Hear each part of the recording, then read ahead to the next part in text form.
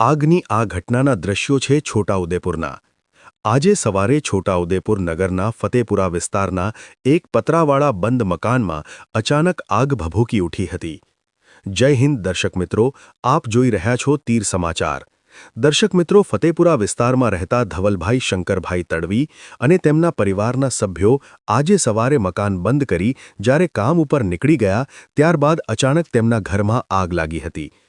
મકાનના પતરા નીચેથી અને બારીઓમાંથી ધુમાડાના ગોટે ગોટા નીકળતા જોઈ આસપાસના લોકો દોડી આવ્યા હતા।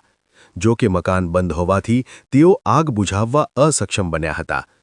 દરમિયાન વોર્ડ નંબર 4ના પાલિકાના મહિલા સભ્યના પતિ રાહુલભાઈને આગ લાગવાની ઘટનાની જાણ થતાં તેમણે નગરપાલિકાના અગ્નિશમન કેન્દ્ર ઉપર કોલ કરી જાણ કરતા પાલિકાના ફાયર ફાઇટરો ફાયર ટેન્ડર સાથે અગ્નિશમન માટેના સંસાધનો સાથે ઘટના સ્થળે પહોંચ્યા હતા। દરમિયાન ઘરમાલિક ધવલભાઈ અને તેમના પરિજનો પણ આવી ગયા હતા। સાથે ટાઉન પોલીસ અને 108 પણ ઘટના સ્થળ ઉપર પહોંચી ગઈ હતી।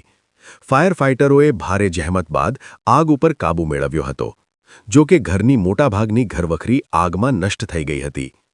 આગ લાગવાનું ચોક્કસ કારણ જાણી શકાયું ન હતું, પરંતુ શોર્ટ સર્કિટના કારણે આગ લાગી હોવાનું પ્રાથમિક અનુમાન લગાવવામાં આવી રહ્યું છે। ગરીબ પરિવાર પોતાના ઘરની ઘરવખરી આગમાં નષ્ટ થતા જોઈ માનસિક રીતે ભાંગી પડ્યા હતા। ત્યારે આશા રાખીએ તંત્ર દ્વારા વહેલી તકે સર્વે કરી આકસ્મિક આગની ઘટનાનો ભોગ બનનાર પરિવારને યોગ્ય સહાય આપી આર્થિક રીતે મદદરૂપ બને। આજ રોજ સવારના 9:30 કલાકે રાહુલભાઈ કોર્પોરેટર દ્વારા કોલ મળેલ હતો કે ફતેપુરા રહેણાંક મકાનની અંદર એક આગ લાગેલ છે। કોલની જાણ થતાં તાત્કાલિક ઘટના સ્થળ પર સતત પાણીમારો કરી આગને સંપૂર્ણપણે બુઝાવેલ છે। ઘરવખરી સામાન ખાસું બધું નુકસાન થયેલ છે। આગ લાગવાનું કારણ જાણવા મળેલ નથી।